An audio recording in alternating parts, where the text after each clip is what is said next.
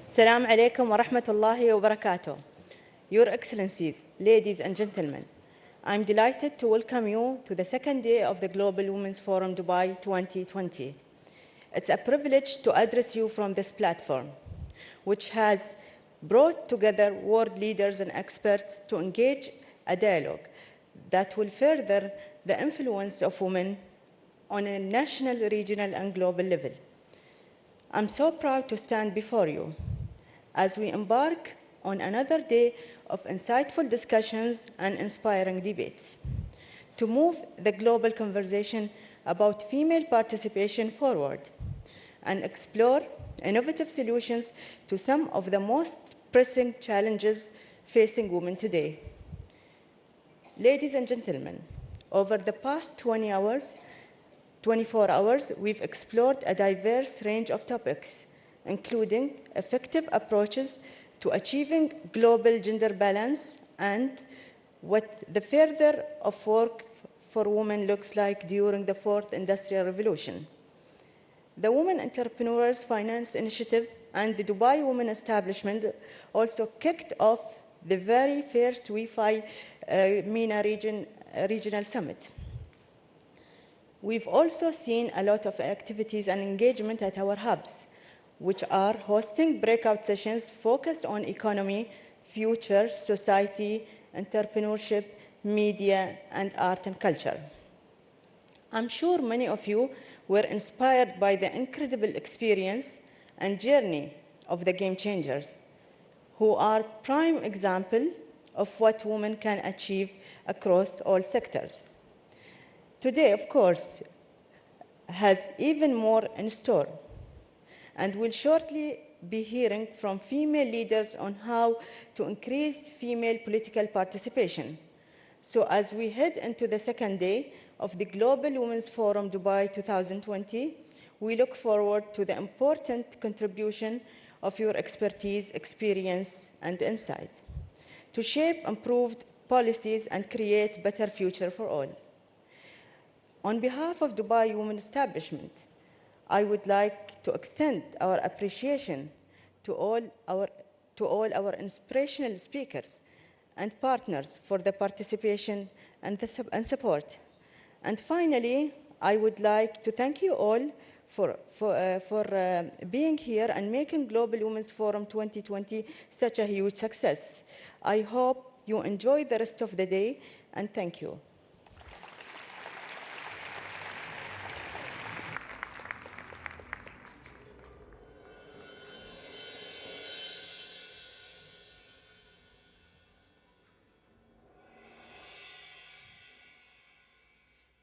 Please now welcome on stage Lana Nusayba, UAE Ambassador and Permanent Representative to the UN, on stage to moderate the next session. والآن رحبوا معي بمديرة الجلسة الحوارية القادمة سعادة لانا نسيبة، المندوبة الدائمة لدولة الإمارات العربية المتحدة لدى الأمم المتحدة.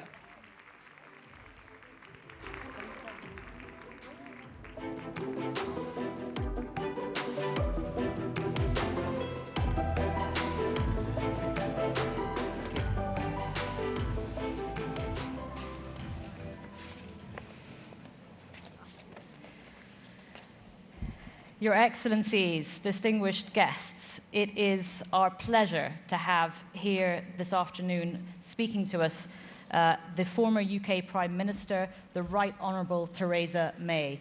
Now, she, of course, needs very little introduction.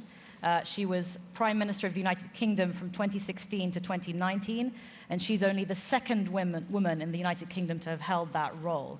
She previously served as the Home Secretary from 2010 to 2016, and she's been a Member of Parliament since 1997. She was appointed the first female chair of the Conservative Party in 2002.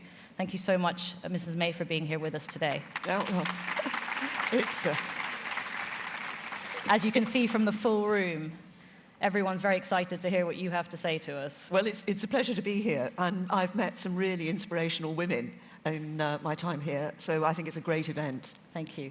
So I just wanted to turn to the theme of this year's Global Forum, which focuses on the role of women in government, the economy, society, and politics. And of course, you're one of the most prominent women in government today. But I wanted to ask you a little bit about your personal experiences, because I think that matters a lot to the young women aspiring to be in politics here in this room and in other sectors. You were only the second woman to become Britain's Prime Minister, but you had 23 years in government service. What was it like to be only one of a few such women at the time when you were first elected to Parliament? Well, it was quite a difference. When I went into Parliament, in my own party, there were only 5 new women MPs elected that year. But the Labour Party, which went into government that year, had made a real effort to get more women involved. And so Parliament had more women at that point than it had had previously. The numbers have gone sort of up and down since, but we've now got an even higher number of women in Parliament. And so Parliament changed slightly at that point. But I never looked at this as thinking, well, I'm a woman in Parliament. And I think it's very important that you don't sort of think of yourself just as a woman in the role. So when I was being selected to fight a seat in which is, in our system, you have to apply for a vacancy in a constituency within your party, and obviously you're up against men and women for those seats. Some of my female colleagues would, if they didn't get selected, think, well, maybe it was because I was a woman. And I said to myself, I will never say that. I will always say, what question did I not answer very well? What subject do I need to know more about? Don't think that you don't get something because you're a woman. I think that's very important. That's obviously resonating with a lot of women and men in the audience. If I can share a personal experience, though, that speaks to that point. In 2016, I worked for the government to set up the first parliamentary elections in our country to the Federal National Council. And at the time, we didn't have a quota system in place for appointments. What we found, and through the wisdom and leadership of His Highness the President, Sheikh Khalifa, was that a quota system was necessary to ensure 50-50 parity in our parliament, which we then implemented in 2018. Now, women were being elected through the natural electoral process, but perhaps there were some structural challenges that they faced more than men in accessing voters and community outreach and other things that I think through the data we're starting to understand. Can you think of comparable obstacles from when you first started as an MP and what has changed for women in Parliament today? Have some of those obstacles been removed? Yes, well, funnily enough, I think, and this was, I did a morning session with the Youth Circle this morning, and we were talking about this issue of attitude and just seeing numbers of people in a particular position.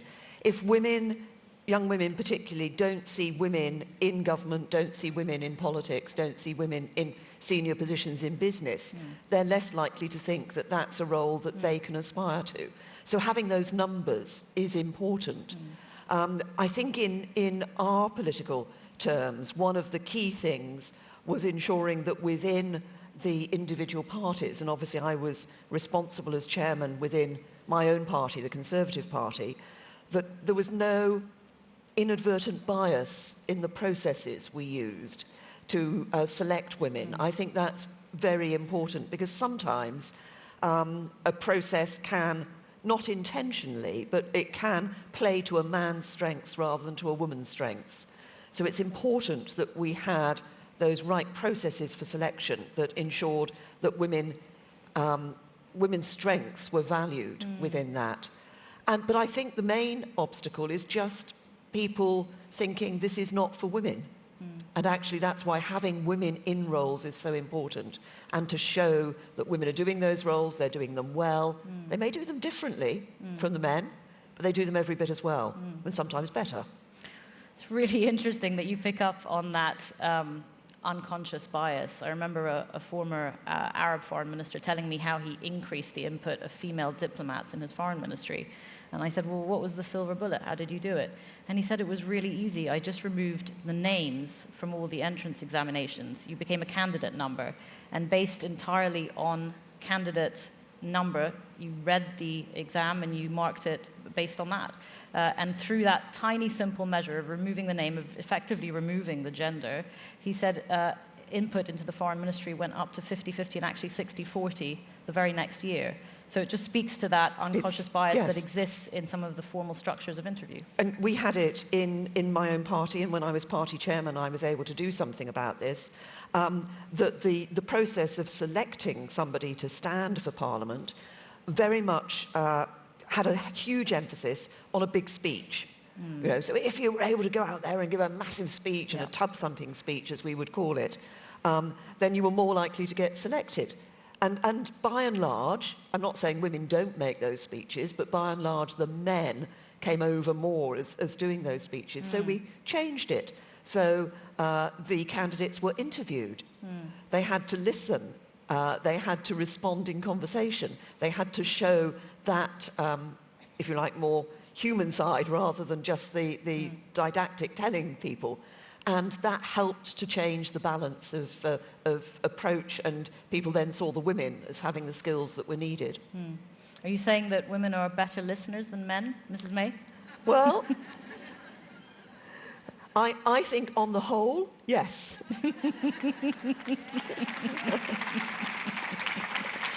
I'd like to apologise to all my male colleagues in the audience. We really do appreciate you. I was just going to say, these are generalities. There are men who can listen, there are women who don't listen. But on the whole, I think women are better listeners. And in politics, that's important, because you're actually trying to improve the lives of people. And to do that, you need to listen to those people and hear what the problems are that they want you to address. I think that speaks to some of the data that we've also been hearing about over the last couple of days, that actually men and women and their skill sets that they bring to the table complement each other rather than compete with each other. Yes. And that's really the models that we're all trying to get to, particularly in our country. So a number of young women have come up to me during the course of the day saying they come from very different sectors, but they've got an interest and a passion in foreign service and public service and foreign diplomacy. And how do they come to the foreign ministry from whether it's banking? I've met some really fascinating women in the army, police, etc., private sector. And I noticed that, of course, you spent a long time in the banking sector yourself. Can you speak a little to those women about how those skills are transferable and whether, if you are working in something like the private sector, there is a pathway to being in politics? Well, first of all, I think it's very important, personally, for people in politics to have done something else first, because you then bring that wider experience into politics. And you know, there's sometimes been a tradition in the UK of people being very heavily involved in politics and only doing politics and then becoming a member of Parliament. I think if you've done something else, if you've been a doctor, a nurse, if you've run a business, if you've been in the financial sector or some other sector, you've got that other experience, perhaps of working with different teams, of understanding different issues, that's important to bring into politics. So I think politics benefits from having people who have had other experience, be it in the private sector or in, and we have people who've been in the army, in the navy, a wide variety of experience is good for politics. It means better decisions are made by the collective whole. I think the important thing, if you want to get involved in politics, is actually about you and your passion for it and your perseverance.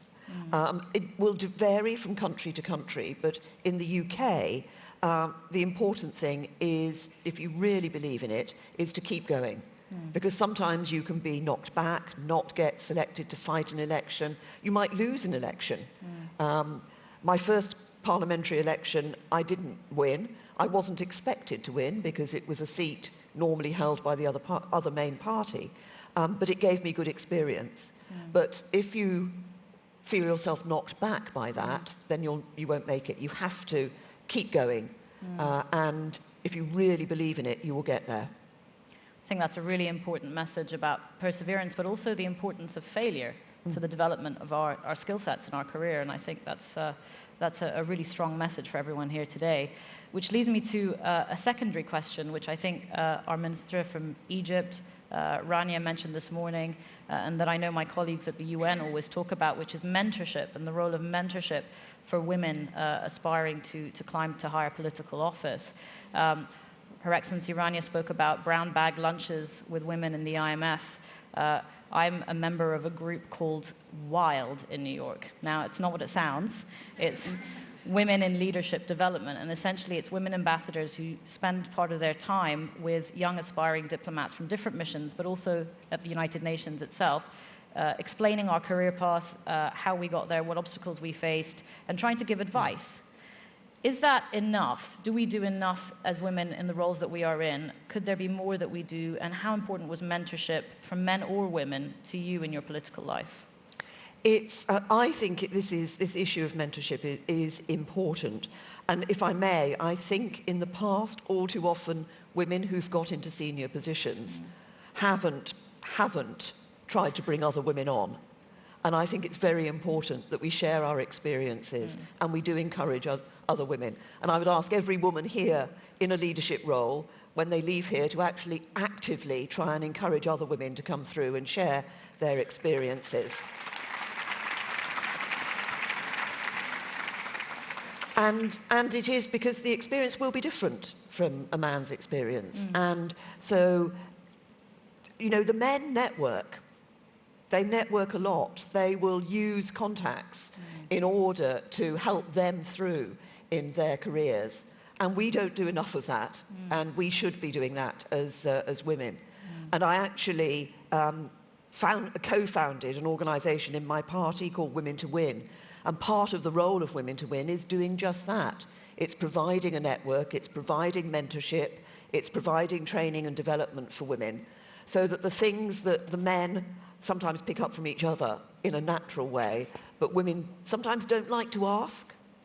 I think one of the things often from women is that we feel we have to know it all, we have to do it all, and we can't ask, how do we do that? How do I?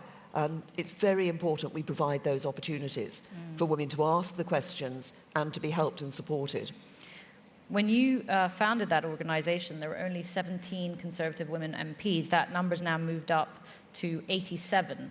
And I think a lot of people attribute that to the organisation that you co-founded. What are some of the changes that you think you brought about that encouraged women to join the Conservative Party?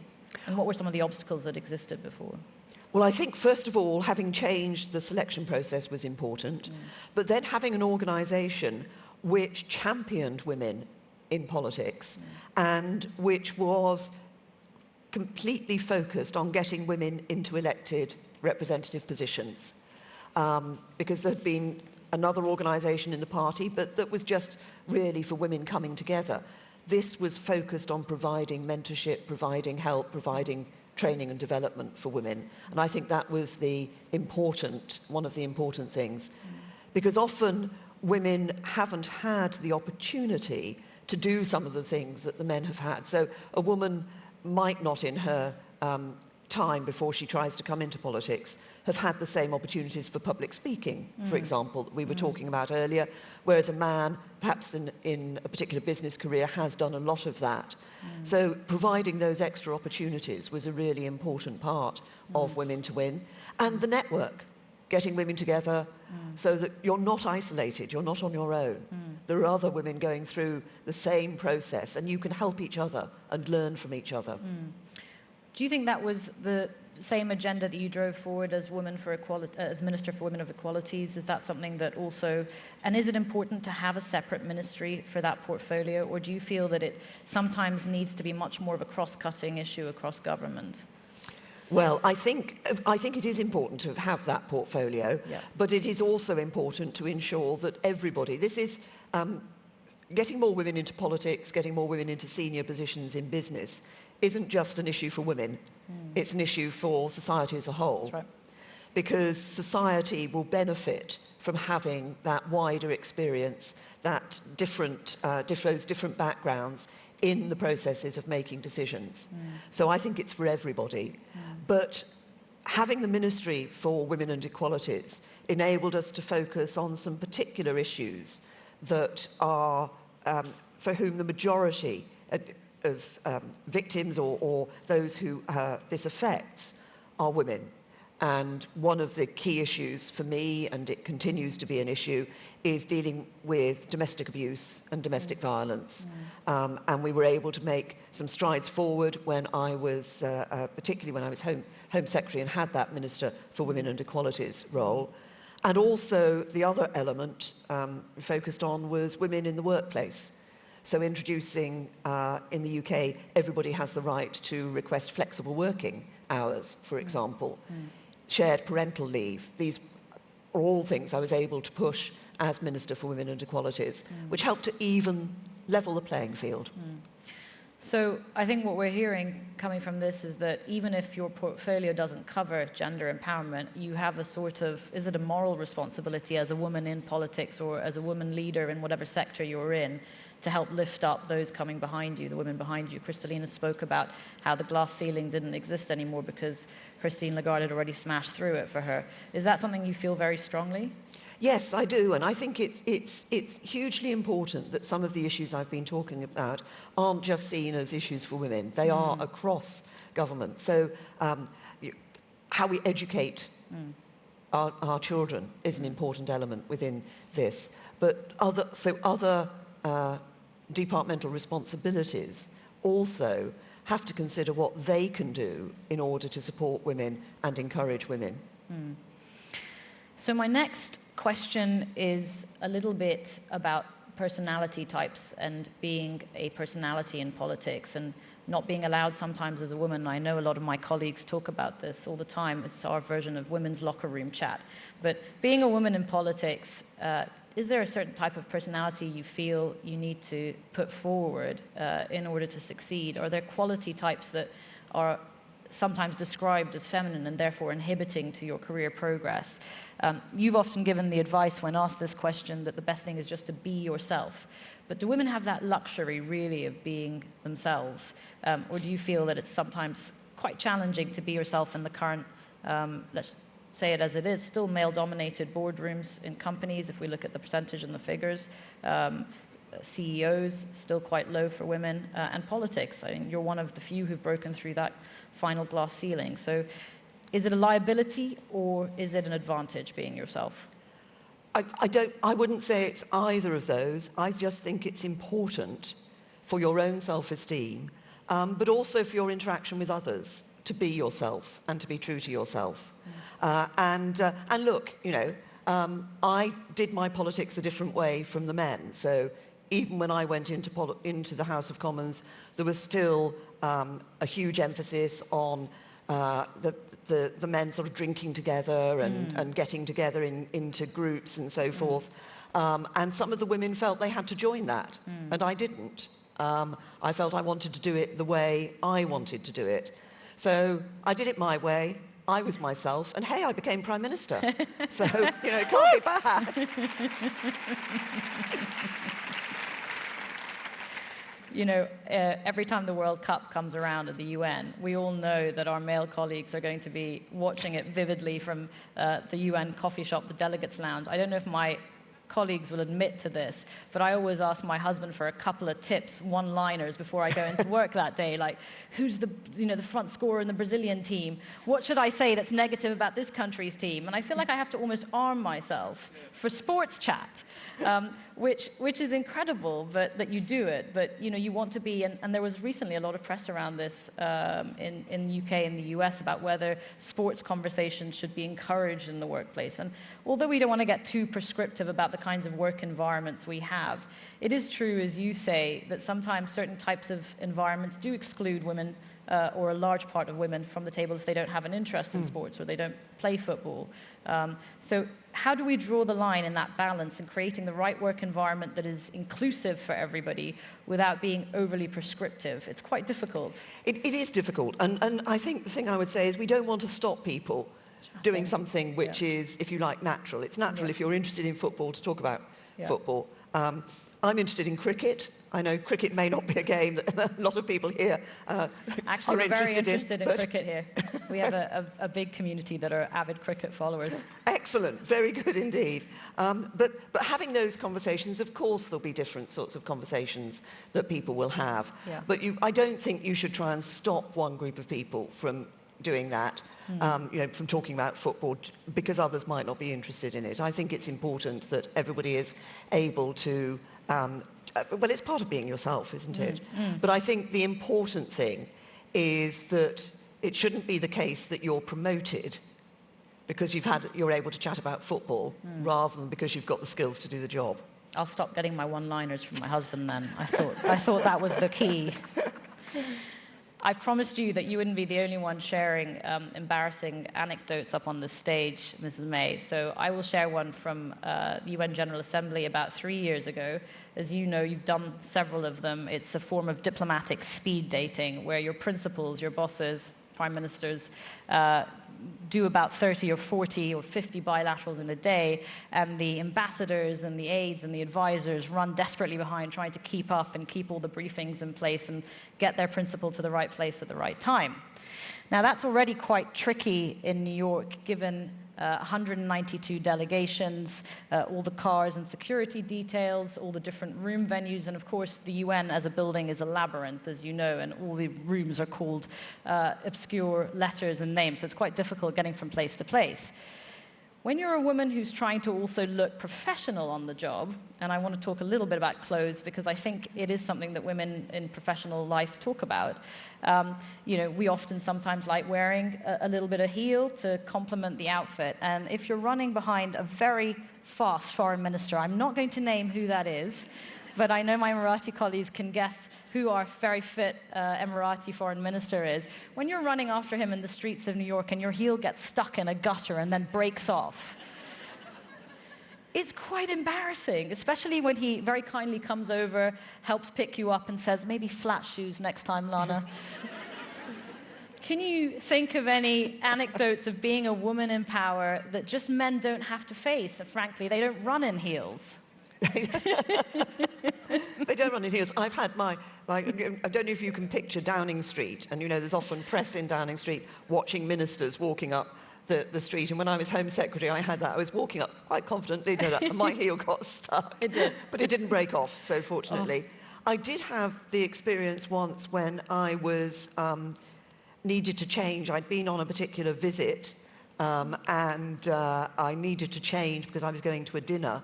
And I could only change on the flight, and it was one of our Air Force flights, but it was a particular aircraft which didn't have changing facilities on it. And so they said, don't worry, we will sort something out. And so they took me up into the cockpit, and there were the two pilots. And I'm thinking, really? And chap comes along with some sticky tape and a sheet. And he stuck it up behind the pilots, and he said, there you are, you can change behind that.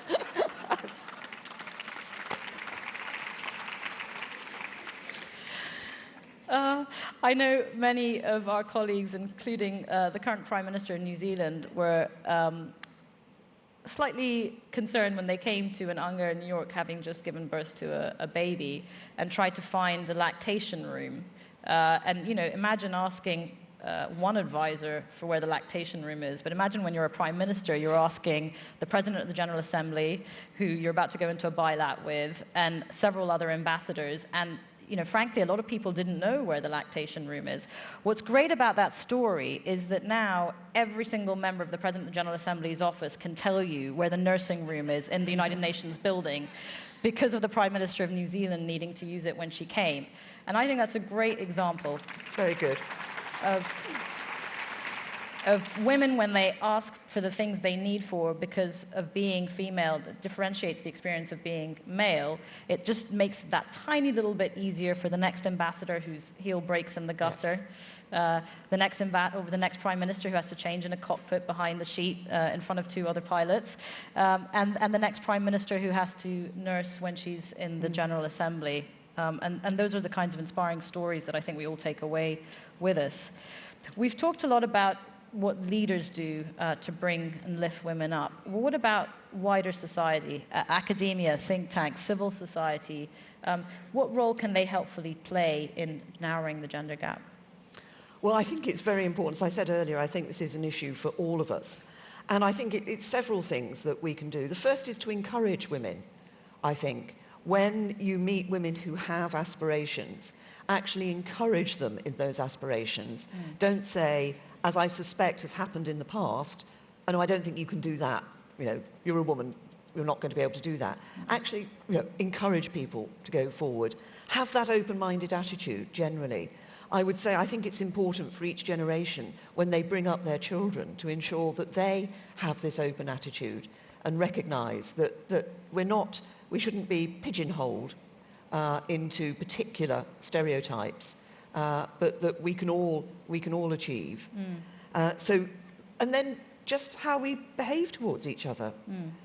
You know, trying to ensure there is a level playing field, that there are the opportunities equally. And it's not, I mean, you said earlier about the sort of male, you know, we're not just trying to do down the men. I think it's important that we recognise this. It isn't about saying every job's got to be done by a woman. It's not about saying every job's got to be done by a man. It's about saying that we both have the skills, we should both have opportunities, and see that level playing field for people. So I think at every level, obviously some of the academic research can be quite important in this area.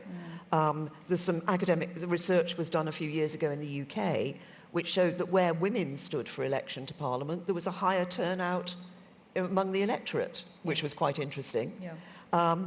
There's some work that's been done in the UK that suggests that in senior positions in companies, actually it's often that the woman gets a senior position when the company's in difficulties, which is, you know, something else that tells you something that's happening out there. But highlighting these issues, I think, is very important, being able, and showing the benefits of having a diverse group of people making decisions, whether it's on the board of a company or in government. Different experience, different perspectives, different ways of thinking means that the decisions will be better, and they'll be better for everybody. We're quite I would say, a values-driven society in the UAE. They're important to us. And I think you strike a lot of people as someone who was very driven by the value of public service and commitment to government, to serving your constituency, to Parliament. Would you say that's important in politics? You spoke about passion, but it's a little different to values. And sometimes when we talk about values in a modern context, people find it a little outdated. But in our societies, they're actually what binds us together in a very strong way as a sense of community. Would you be comfortable touching a little bit on that? Yes, I think it's very important, because I think in politics we should all have a set of values that we work to. And there has to be a point sometimes where you say, actually, no, you know, my values are such that I'm not going to go down that route, I'm not going to do that. And I do value public service. I think it's important.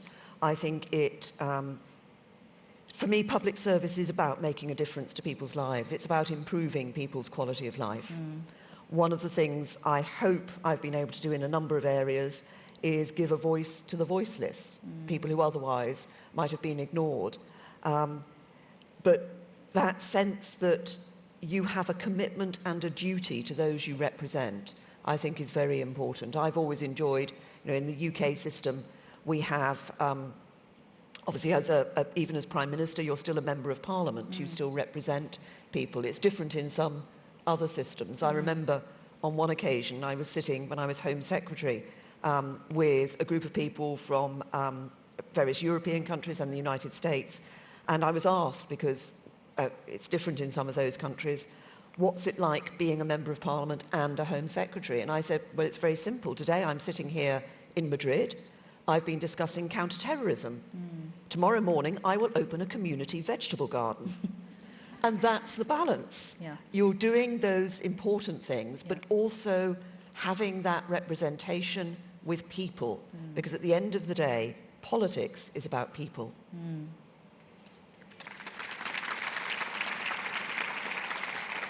Mrs. May, would you talk a little bit about some of the issues that you're passionate about today? We'd love to hear a little bit more about some of the issues you're driving, both in the House of Parliament and in your private work. Well, thank you. I mean, one of them I mentioned earlier, which is the domestic abuse and domestic violence issue, which I'm continuing to work on. We will be bringing some new legislation. The government's due to bring new legislation into the United Kingdom in that area. One of the things I was very proud to have done as Home Secretary was to have introduced the Modern Slavery Act in the UK, and I will be continuing to work on that and hope to work on also at I think it's important at an international level too. The figures suggest that right now there are about 40 million men, women and children across the world effectively in slavery. And most people would say that they thought that slavery had been eradicated 200 years ago, but it's not the case. And I think it's important that we raise awareness of this, that we see legislation introduced to ensure that the perpetrators are properly prosecuted and that support is given to the victims. And so that's an area that I think is really important and want to carry on working on.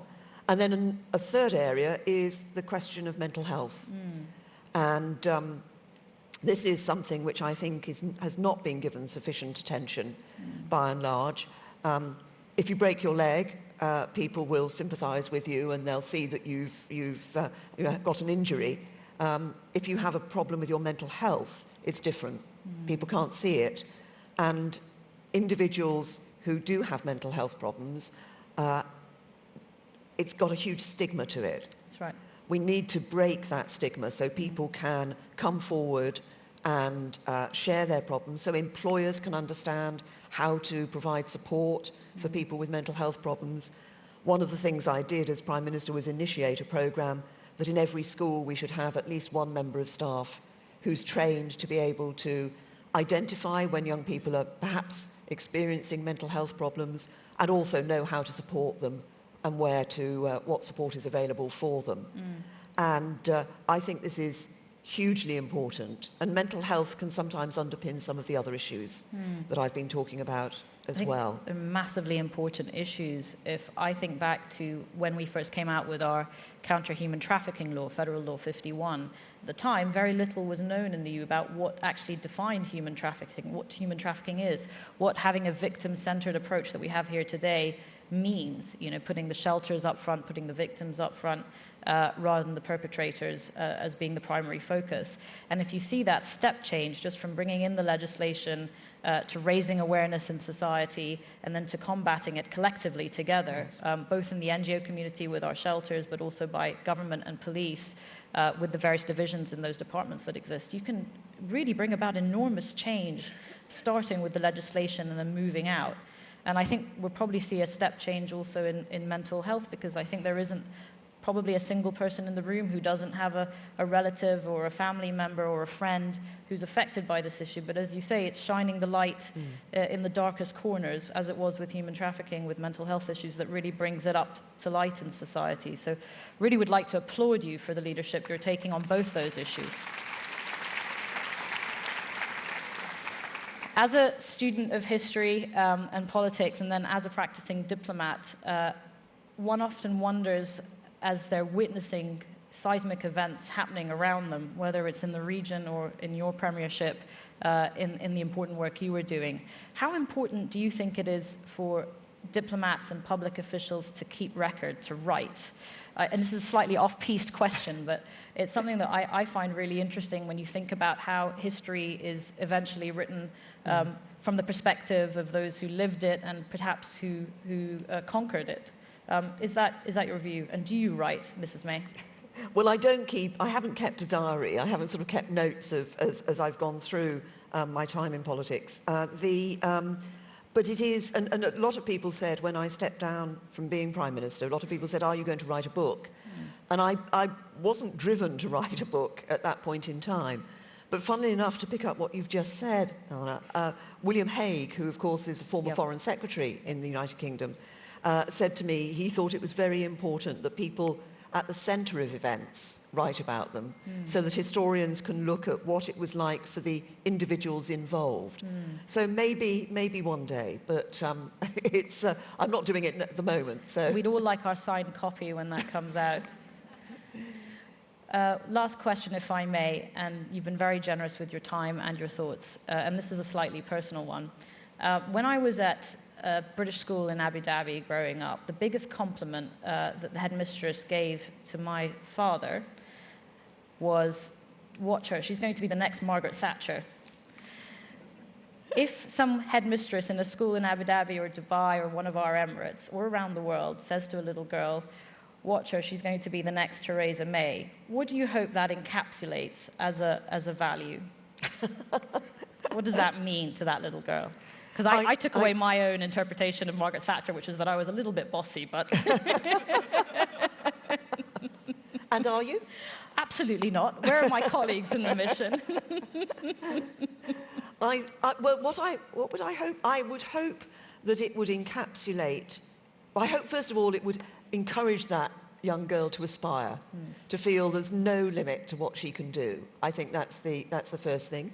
I hope it would encapsulate a sense of public service, a sense of wanting to improve the lives of other people, and also perhaps a sense of somebody who will champion those who have no voice and who need somebody to stand up and speak for them.